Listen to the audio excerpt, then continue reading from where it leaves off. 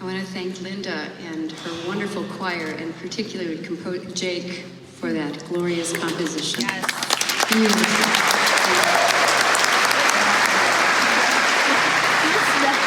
The Sound of Silence. I was thinking maybe it was an homage to my first-year theory teacher at the University of Illinois. His name was John Cage.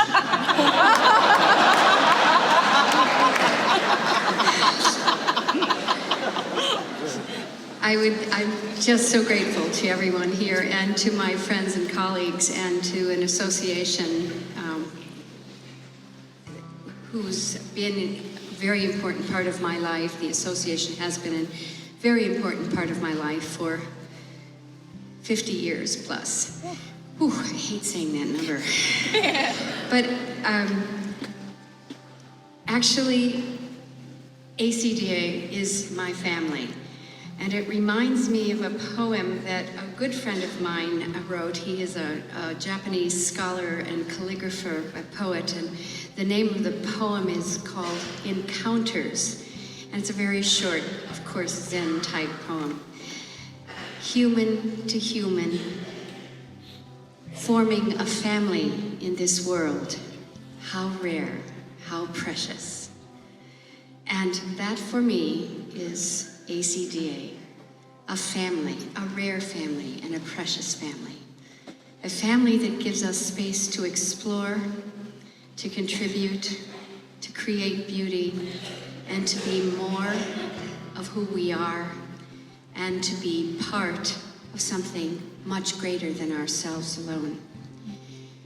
In 1989, Robert Shaw heard my choir at the University of Toronto, and I got a call from him shortly after that, inviting me to Atlanta to come into residence with the orchestra and the Atlanta Symphony Chorus to study.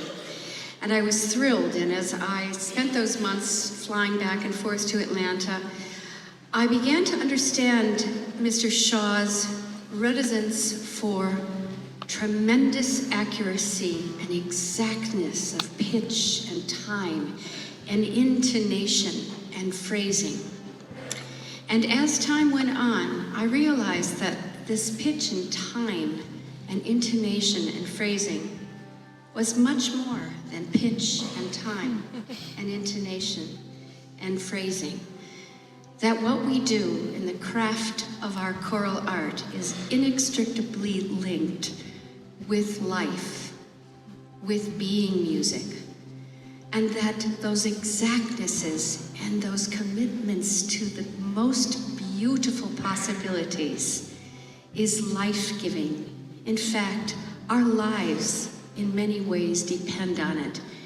In a world of great instability, in a world of great challenge today, of borders and boundaries, and great upset, there is life-giving through this choral art.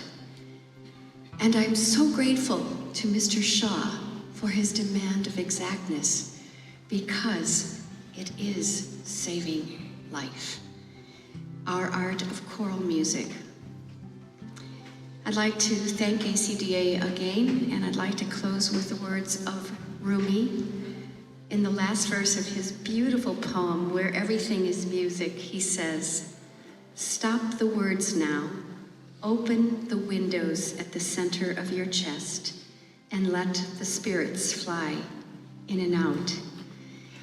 And as you continue your lives in choral music, may the spirits always fly in and out, both in sounds and in silence.